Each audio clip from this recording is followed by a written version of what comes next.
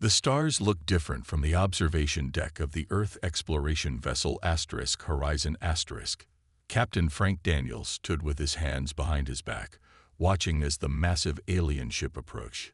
His heart beat faster, but his face remained calm. This was it. First contact with an advanced alien civilization. 5 minutes until they dock, sir, said Officer Sam Green, his voice slightly shaky. Thank you, Sam. Is the welcome team ready? Yes, sir. Dr. Allen and the diplomatic corps are waiting in the main hall. Frank nodded and took a deep breath. Humanity had been searching the stars for other intelligent life for over a century. Now, in the year 2157, that search was finally over. The alien ship was beautiful. It glided through space like a fish through water, its hull shimmering with colors that seemed to shift and change. It was at least 5 times larger than the Horizon *, which was Earth's most advanced spacecraft. A soft chime indicated an incoming message. Captain, they're requesting permission to establish a direct connection to our systems, said Communications Officer Mia Jones. Granted, but maintain our security protocols. The main screen flickered, and Frank found himself looking at an alien face. The creature had pale blue skin, large dark eyes, and no visible nose. When it spoke, its small mouth barely moved, but a perfect translation came through the speakers. I am High Commander Zelox of the Galactic Concord. We represent 7 advanced species who have formed an alliance across this sector of the galaxy. Frank stepped forward. I am Captain Frank Daniels of Earth. On behalf of humanity, we welcome you and look forward to peaceful exchange. The alien's expression was hard to read, but something in those large eyes seemed cold. We have been monitoring your broadcasts for some time. Your civilization is younger than most we encounter. Frank felt a slight sting but maintained his diplomatic smile. We're eager to learn. 2 hours later, Frank stood in the main conference room with the alien delegation. There were representatives from 3 different species, all watching the human team with what seemed like mild amusement. Dr. Karen Allen, Earth's leading xenobiologist, was explaining humanity's rapid technological development. In just 3 centuries, we've gone from steam engines to faster-than-light travel. The tallest alien, Zelox, made a sound that their translators rendered as laughter. And yet you've barely mastered basic gravitational manipulation. Your ships still use chemical propellants for planetary lift. Different paths of development. Frank said carefully, we're particularly proud of our adaptability. Yes, said another alien, this one with rough red skin and 4 arms. We've observed how you constantly war with each other and destroy your own ecosystems. Very adaptable. Frank felt his face grow warm, but Dr. Allen stepped in smoothly. We've overcome many challenges and united our planet under a single government. We're ready to join the galactic community. The aliens exchanged glances. Finally, Zelox spoke. The Concord has decided to offer Earth provisional membership. That's wonderful news, said Frank, though he noticed the qualification. What does provisional status entail? Access to certain technologies and trading rights. Your planet has abundant resources that would be valuable to the Concord. And what would full membership require? Asked Dr. Allen. Zelox's large eyes blinked slowly. Your species would need to demonstrate more capacity. Currently, you are barely evolved primates compared to full Concord members. A silence fell over the room. Frank saw the hurt and anger on his crew's faces, but he kept his expression neutral. We appreciate your honesty, High Commander. Earth accepts provisional status and looks forward to proving our worth. The aliens seemed pleased with this response. As they discussed the details of the agreement, Frank looked out the viewport at the distant blue sphere of Earth. The aliens had clearly dismissed humanity as primitive and unimportant. They saw humans as simple creatures who could be useful for labor and resources. Frank had a feeling they would regret that assumption someday. 5 years had passed since first contact. Dr. Olivia Martinez wiped sweat from her brow as she fixed another broken cooling unit in the central research hub. The space station orbited Alpha Centauri and housed the most advanced laboratories in the Galactic Concord. "Human, are you finished yet?" The sharp voice belonged to Xenar, her Xilarian supervisor. "These units must function at peak efficiency." "Almost done, sir," Olivia replied. She could have fixed the unit in half the time, but she had learned to work at a pace that matched alien expectations. They believed humans were slow and simple. "Hurry up. The research team needs this area cooled before they arrive." After he left, Olivia quickly completed the repair. As she closed the panel, she noticed a data pad left behind by one of the scientists. She glanced around, then quickly took pictures of the screen with her hidden device. Across the station, John Hudson stood at attention outside a meeting room. The former Marine now worked as a security guard for Xilarian officials. They treated him like a trained dog. "Remember, human, not a word of what you hear," said Minister Talox as he passed. "Though I doubt you would understand it anyway." John nodded respectfully. "Yes, sir." Inside, he could hear the aliens discussing a problem with their communication network. John listened carefully while appearing bored and dumb, just as they expected. Later that night, Olivia met with John in the human quarters. These areas were basic and cramped, far below the standards of alien living spaces. "I got more information about their quantum network," she whispered, showing him the pictures. "Good work," John said. "The ministers were arguing about system failures today." "They're getting worse." Olivia nodded. "I've been studying their tech for years now. There's a basic flaw in how they've designed it." A soft knock interrupted them. Dr. William Carter, another undercover scientist working as a janitor, slipped into the room. "Any news from Earth?" Olivia asked. "Yes, our network is growing. We have people placed in every major Concord facility now." This was their secret advantage. While aliens saw humans as simple workers, they spoke freely around them. Humans observed, learned, and shared information through their hidden network. "I've analyzed the data we've gathered," Carter said. "The Concord species are advanced, but they think in fixed patterns. Each species specializes in specific areas and struggles to make connections outside their expertise. Unlike us," John added, "humans have always been good at finding unusual solutions."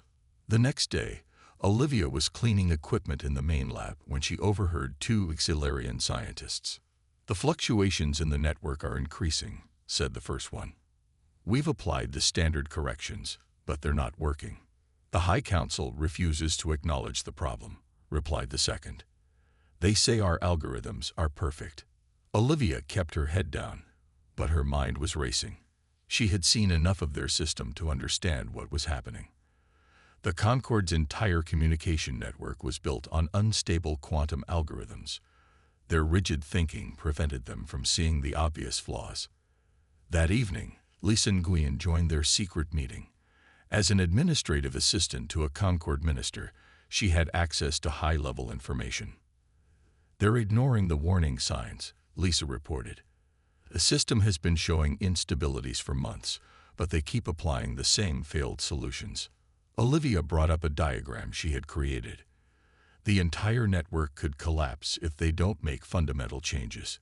"Should we warn them?" Carter asked. John shook his head. "They wouldn't listen. They think we're too primitive to understand their technology." "Then we prepare," Olivia decided. "We learn everything we can about their systems. When the crisis comes, and it will, humans need to be ready." The others nodded in agreement. The aliens had dismissed humanity, seeing only simple workers where there were actually brilliant minds. They had no idea that the humans they looked down upon were studying their every weakness. The next day, as Olivia repaired another system, the first major outage hit the network. It was beginning. Alarms blared throughout the central research hub. Red lights flashed in the corridors as aliens rushed in all directions. 3 days had passed since the first network outage, and things were getting worse. Olivia moved quickly through the chaos, carrying her toolkit. No one stopped her. In times of crisis, the aliens barely noticed the humans around them. She slipped into an empty control room and connected her device to the main system. Lines of code flowed across her screen as she dug deeper into the Concorde's network. Just as I thought, she whispered to herself. The quantum algorithm that formed the backbone of their communication system was beautiful but flawed. It worked perfectly in stable conditions, but couldn't adapt to unexpected changes. The door slid open, and Olivia quickly hid her device. Dr. Carter entered, pretending to check the room's air filters. "Status?" he asked quietly. "It's worse than we thought," Olivia replied. "The network is collapsing across 12 star systems. Their algorithm can't handle the quantum fluctuations." Carter nodded. "The Solarians are blaming sabotage. They can't accept that their perfect system might have flaws." "Have you heard from John?" "Yes. Security is falling apart. The aliens are pulling their forces back to protect their homeworlds." Olivia's device beeped softly. She checked it and frowned. "They're trying the same solutions over and over. They keep expecting different results." "The definition of insanity," Carter said with a small smile. Later that day, Olivia was called to an emergency meeting. To her surprise, several high-ranking Solarians were present, looking stressed and tired. Chief Engineer Varrox paced the room. "The disruptions are spreading faster than we can contain them. We need every technician working on repairs." Olivia stood quietly with the other human workers, waiting for orders. The aliens discussed complex solutions, arguing among themselves about the best approach. Finally, Olivia gathered her courage. "Excuse me, sir," she said to Varrox. "I may have noticed something while doing repairs." The alien looked at her with surprise, as if a tool had suddenly spoken. "What could you possibly have noticed, human?" "The pattern of failures suggests a fundamental instability in the core algorithm," she said carefully. "Have you considered that the quantum resonance might be—" "Silence." Varrox cut her off. "Do not presume to understand systems beyond your comprehension. Your kind has barely mastered basic space travel." The other aliens laughed, and Olivia lowered her eyes. But she had seen something in Varrox's expression, a flash of fear. He knew she was right. That night, the human network gathered in a forgotten storage room. Nearly 30 humans crowded into the space, all workers who had been placed in key positions throughout the station. "The situation is critical," Olivia told them. "The Concorde's entire communication infrastructure is failing. Without it, their civilization could collapse." "Good," said one man bitterly. "Let them see how it feels to be looked down on." John shook his head. "That's not our way. There are trillions of innocent lives at stake, including humans living on Concorde worlds." Lisa Nguyen stepped forward. "I've accessed the emergency protocols. The Concorde Council is meeting tomorrow to discuss the crisis, but they have no real solutions." "We do," Olivia said firmly. She displayed a complex diagram on her device. "I've analyzed their algorithm and found the flaw. It's actually quite simple. They designed their system to be perfect but not adaptable." Carter studied the diagram. "You're right. They never considered that quantum states might shift outside their predicted parameters." "Can we fix it?" John asked. Olivia nodded slowly. "I think so. But we would need access to their core systems, and they would never give that to primitive humans." "So we do it without their permission," Lisa suggested. "I have access codes through my physician." The room fell silent as they considered the risks. "If we fail, they'll blame us for the whole disaster," Carter warned. "And if we do nothing, millions could die," Olivia replied. "I say we try." One by one, the humans nodded in agreement. The next day would change everything. The Concorde Council chamber was in chaos. Representatives from 7 alien species argued loudly as reports of system failures poured in from across the galaxy. Emergency lights cast an eerie red glow over the room. Supreme Delegate Zoraxis, the leader of the Solarians, pounded his fist on the table. "This is clearly sabotage. No natural event could cause such widespread failures." Outside the chamber, Lisa Nguyen sat quietly at her desk, recording every word. As an administrative assistant, she was invisible to the council members. They never suspected she understood everything they said, or that she had memorized all their security codes. "The transport systems on Proxima 3 have completely failed," announced a nervous aide. "Life support is failing on 17 space stations. We've lost contact with 4 colony worlds." Zoraxis turned to his chief scientist. "Explain how this happened." The scientist looked terrified. "The quantum field supporting our communication network has become unstable. We've tried standard recovery protocols, but nothing works." Lisa slipped away from her desk and headed to a maintenance corridor where John and several other humans waited. "It's worse than we thought," she told them. "The council is paralyzed. They're focusing on finding someone to blame instead of fixing the problem." John nodded grimly. "Security systems are failing across the station. The alien guards are abandoning their posts to protect their own leaders."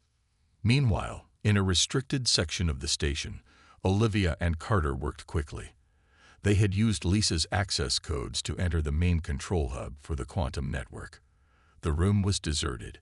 The alien technicians had fled when the systems began to crash. "How much time do we have?" Carter asked as Olivia connected her device to the main console. "Minutes, maybe." Her fingers flew across the interface. "The algorithm is collapsing. Soon, there will be nothing left to save." Olivia had spent years studying the Concorde's technology while pretending to be a simple repair worker. Now she was their only hope. "I need to bypass their security protocols," she muttered. "Then I can upload our patch to stabilize the system." Alarms suddenly blared. The door slid open, and Chief Engineer Varrock stormed in with 2 security officers. "What are you doing?" "This area is restricted," he shouted when he saw the humans. Olivia didn't look up from her work. "Trying to save your network before it completely collapses. Get away from that console immediately." Varrock moved to grab her, but John stepped between them. "Sir, with respect, Dr. Martinez is your best chance right now." "Doctor?" Varrock looked confused. "She's a maintenance worker. She has 3 PhDs from Earth," Carter explained calmly. "In quantum physics, computer engineering, and artificial intelligence. Most of us you call workers are actually specialists in our fields." Varrock stared in disbelief. "That's impossible. Your species is." "Done," Olivia announced. "I've uploaded a temporary patch. It won't fix everything, but it should stabilize the network enough to prevent total collapse." The alarms suddenly stopped. The console lights shifted from red to yellow. "System stabilizing," announced the automated voice. "Critical failure averted." Varrock looked at the console, then at Olivia. For once, the arrogant alien seemed speechless. "How did you do that? Our best scientists have been trying for days." "Your algorithm was perfect but inflexible," Olivia explained. "It couldn't adapt to quantum fluctuations. We created a modification that allows it to adjust dynamically." "We?" Varrock asked. "Humans," John said simply. "While you were dismissing us as primitive, we were studying your technology and finding its weaknesses." Varrock's communicator beeped. "The Supreme Delegate demands a report," said a voice. The alien looked at the humans, clearly torn between pride and necessity. "Tell him." He hesitated. "Tell him the situation is temporarily under control." After the alien left, Olivia turned to Carter and John. "This is just a band-aid. The whole system needs to be redesigned from the ground up." "Will they let us help now?" Carter wondered. John smiled grimly. "They may not have a choice." 1 week after Olivia's emergency patch, the central research hub had changed dramatically. The large conference room, once reserved for alien officials only, now buzzed with activity. Humans and aliens worked side by side at control stations. Olivia stood at the main display, explaining a complex diagram to a mixed group. Several Xilarians watched with reluctant attention. Their usual arrogance had faded after days of systems failing despite their best efforts. The quantum instability spreads in this pattern, she explained, pointing to moving red dots on the display. Our temporary patches are holding, but we need a permanent solution. Chief Engineer Verox crossed his arms. Your patches use methods that contradict our established science. That's why they work, Carter said from a nearby console. Your established methods aren't flexible enough. In another section of the station, John Hudson coordinated security teams. When the crisis began, many alien security forces had abandoned their posts.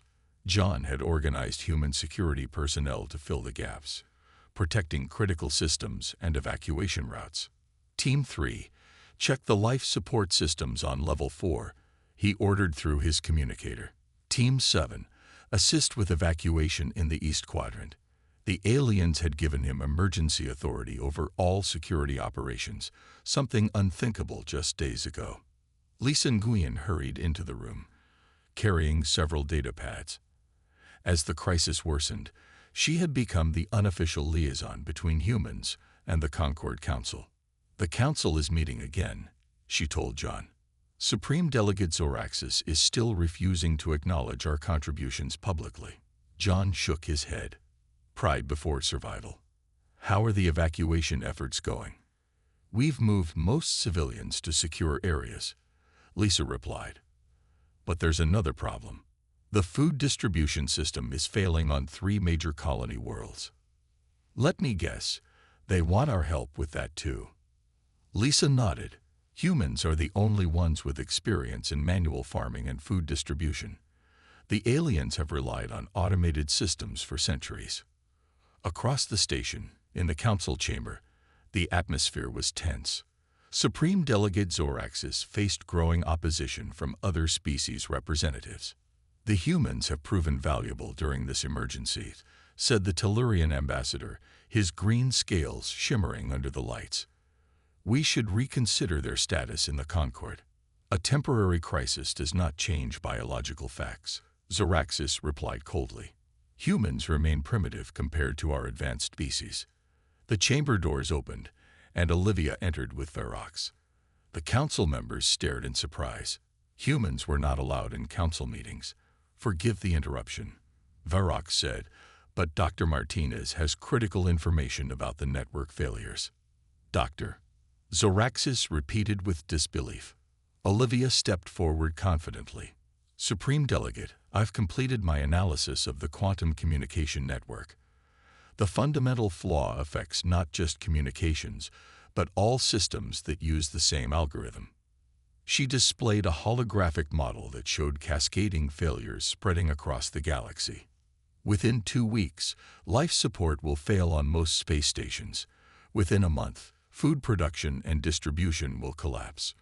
Within 2 months, the defense systems protecting your homeworlds will shut down. Shocked murmurs filled the chamber.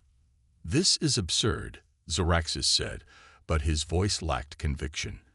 Our algorithms are perfect. Perfect but wrong, Olivia replied simply. Your species are specialized thinkers. You excel in your areas of focus, but struggle to make connections between different fields. Humans are generalists. We see patterns you miss. The Tellurian ambassador leaned forward. What do you propose, Dr. Martinez? A complete redesign of the core algorithms. We already have teams working on solutions, but we need full access to your systems and recognition of our expertise. You demand much, Zoraxis said coldly. We offer survival, Olivia countered. As the council argued, Lisa received an urgent message. She slipped into the chamber and whispered to Olivia. The temporary patches are failing faster than expected. We have days, not weeks. Olivia faced the council again. Time is running out. You dismissed humanity as primitive. Now you must decide if your pride is worth more than your civilization. 3 days after Olivia's warning to the council, the crisis had grown worse. The patch was failing in more systems each hour. In the main control center, humans and aliens worked around the clock to prevent total collapse. Olivia hadn't slept in 36 hours. She rubbed her tired eyes as she studied the latest data. The quantum field is becoming more unstable, she told Carter, who looked equally exhausted. Our patches can't keep up with the cascade failures. Carter nodded grimly. I've been analyzing their AI systems. Did you know the entire Concorde relies on artificial intelligence for almost everything? Food production, defense, medical care, it all runs on AI. And let me guess, the AIs use the same flawed algorithms. Exactly. When the communication network fails completely, their entire civilization will collapse. A commotion at the door interrupted them.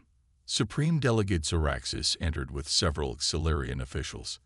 His usual arrogance had faded, replaced by grim determination. Dr. Martinez, he said stiffly, the Council has voted. We are granting humans full access to all Concorde systems and upgrading your species status to provisional partners. Olivia noticed the careful wording. Not equals, but partners. Still, it was a huge step forward. Thank you, Supreme Delegate. We'll need to gather all human specialists immediately. Already happening, said Lisa, entering the room with a datapad. Captain Frank Daniels has contacted Earth. They're sending our best scientists on fast ships. Captain Daniels, Olivia asked in surprise. Lisa smiled. The Concorde has requested Earth's direct involvement. He's been appointed as humanity's official representative. In another part of the station, John met with security teams from all species. The crisis had forced cooperation where prejudice once ruled. We need to prioritize protecting the core systems, he explained to the mixed group. If we lose those, nothing else matters. A tall Xilarian security chief spoke up. My people are still resistant to taking orders from humans. John met his gaze steadily. Then they can explain to their families why their pride was more important than survival. The alien was silent for a moment, then nodded. I will ensure compliance. Back in the main lab, Olivia gathered a team of 20 humans, scientists and engineers who had been disguised as maintenance workers and service staff. Now their true expertise was being recognized. We need to completely redesign the quantum communication protocols, she explained. The current algorithm is elegant but fundamentally flawed. It can't adapt to natural quantum fluctuations. How did such advanced species miss something so basic? Asked one of the human engineers. Carter answered, they're specialists, not generalists. Each species excels in narrow fields. They create beautiful, perfect solutions that work under ideal conditions. But the universe isn't ideal, Olivia added. It's chaotic and unpredictable. That's something humans understand better than they do. As they worked, Captain Frank Daniels arrived at the station. 5 years older than when he first met the aliens, he carried himself with the same dignity. But now the aliens treated him with cautious respect rather than dismissal. He met with Olivia and her team to discuss the situation. Earth has agreed to help, he told them. But we've set conditions. Full membership in the Concorde, equal rights for humans on all worlds, and access to all technology. Will they accept? Lisa asked. Frank smiled slightly. They don't have much choice. Half their systems are already failing. They need us now. There's something else you should know, Olivia said. Carter has discovered that their AI systems are vulnerable to the same flaws. If those fail, the Concorde won't just lose communications. They'll lose everything. Frank considered this news. Does the Council understand the full extent of the danger? I don't think so, Olivia replied. Zoraxis is still trying to minimize the crisis to save face. Then we need to make it absolutely clear, Frank said firmly. Arrange a full Council meeting. It's time for complete honesty between our species, whether they're ready for it or not. The Grand Council chamber was filled to capacity. Representatives from all 7 Concorde species sat in rising tiers around the central platform. For the first time, a human delegation stood at the center, led by Captain Frank Daniels and Dr. Olivia Martinez. The situation is worse than you've been told, Olivia began, her voice calm but firm. Your entire civilization rests on artificial intelligence systems that use the same flawed algorithms as your communication network. She displayed a hologram showing the spread of failures across Concord space. Red areas marked complete system collapse, yellow showed failing systems, and the remaining blue areas were shrinking rapidly. Within 2 weeks, your AIs will begin to fail. They control your food production, your medical facilities, your defense systems, everything. Supreme Delegate Zoraxis leaned forward.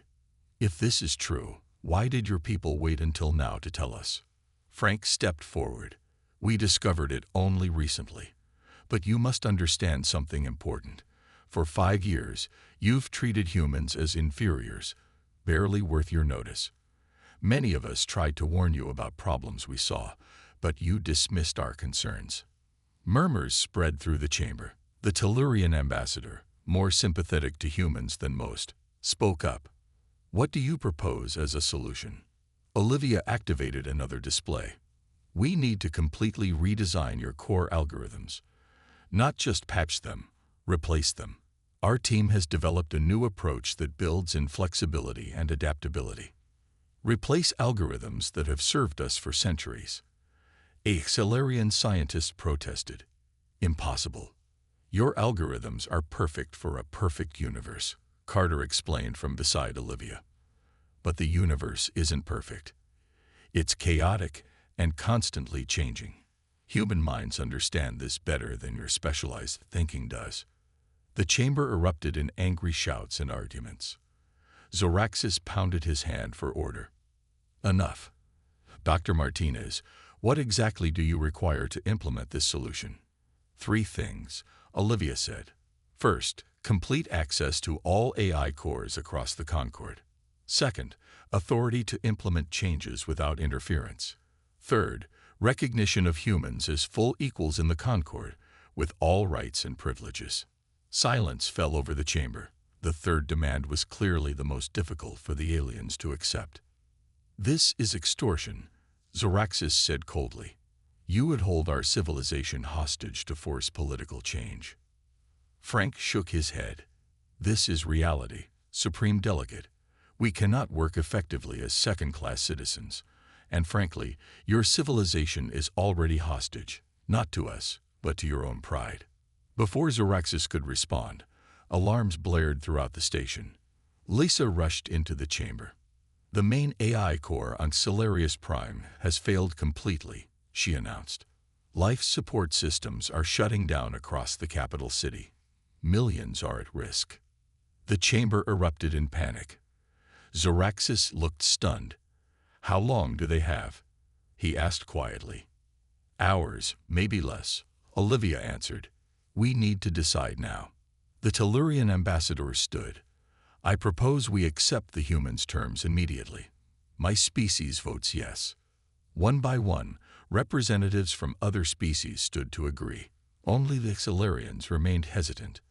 Zoraxis looked at the spreading red areas on the hologram, then at the humans standing calmly before him.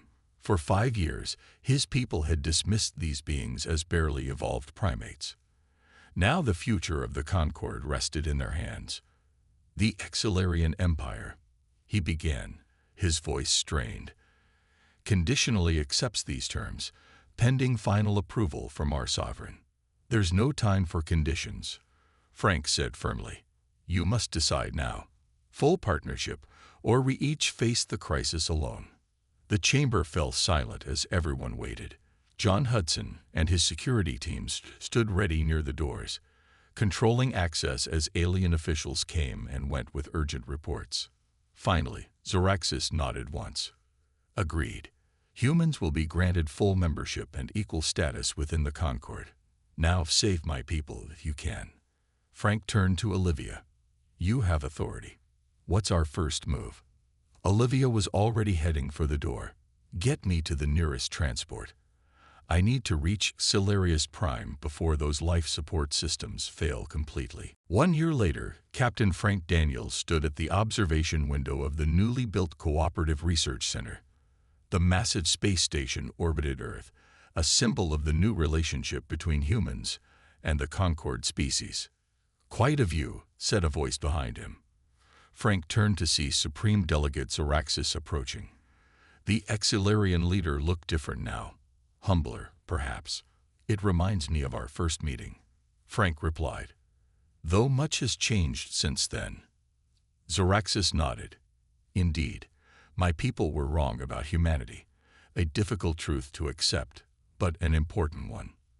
The past year had transformed the Galactic Concord. After Olivia and her team saved Celarius Prime from complete collapse, human specialists had spread throughout Concord space, redesigning the flawed algorithms and building more resilient systems. The new adaptive quantum network is operating at full capacity," Zoraxis said. "Dr. Martinez's design has proven remarkably stable. Olivia always did have a gift for seeing connections others missed," Frank said with pride. They walked together to the main conference room, where representatives from all species, including humans, gathered around a large table. Dr. Olivia Martinez stood at the head, displaying data from across the galaxy.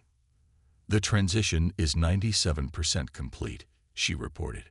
"The new network adapts to quantum fluctuations instead of fighting against them. It learns and evolves, much like a living organism, or like a human mind," added Carter, who now led the Concord's new Adaptive Systems Division. John Hudson entered the room, now wearing the formal uniform of the Unified Security Force. Under his leadership, humans and aliens work together to protect Concord worlds. "The defense grid is fully operational," he reported, "and the new flexible protocols allow for rapid response to unexpected threats."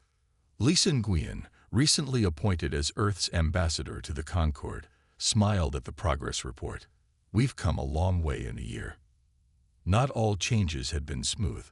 Some Solarians still resisted working with humans as equals.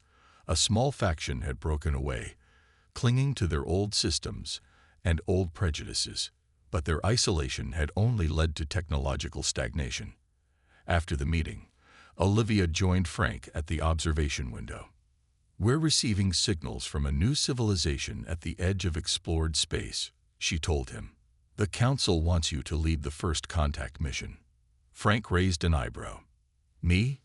I would have thought they'd choose a Xilarian." "They've learned their lesson about first impressions," Olivia said with a smile. "Your approach to our first meeting with the Concord was diplomatic and respectful, despite their dismissal of humanity. They want to do better this time." Frank looked out at the stars, thinking of that first encounter and how much had changed. "Will you join the mission?" he asked Olivia. "Of course. Along with a diverse team from all Concord species, we're stronger together, it turns out." Later that day, Frank addressed a class of new Concord cadets, young beings from all species training together for the first time.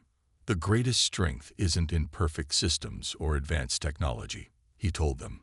"It's in adaptability, in seeing problems from different angles, in working together despite our differences." He looked at the faces before him. Silarians, Tellurians, humans, and others, all focused on a shared future.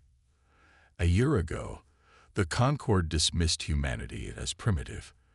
They couldn't see that our greatest strength wasn't in our technology, but in our minds, in our creativity, our adaptability, and our determination. When everything collapsed, those human qualities saved an entire civilization. As the cadets filed out after his speech, Frank remained behind, looking at a display showing the new Concord emblem. 7 stars arranged in a circle with an 8th, representing Earth, now at the center. The aliens had dismissed humanity, seeing only primitive technology and simple minds. But when their perfect systems failed, it was human adaptability and creativity that saved them. In the end, the most advanced technology meant nothing without the flexibility to use it wisely. That was a lesson no species would forget anytime soon.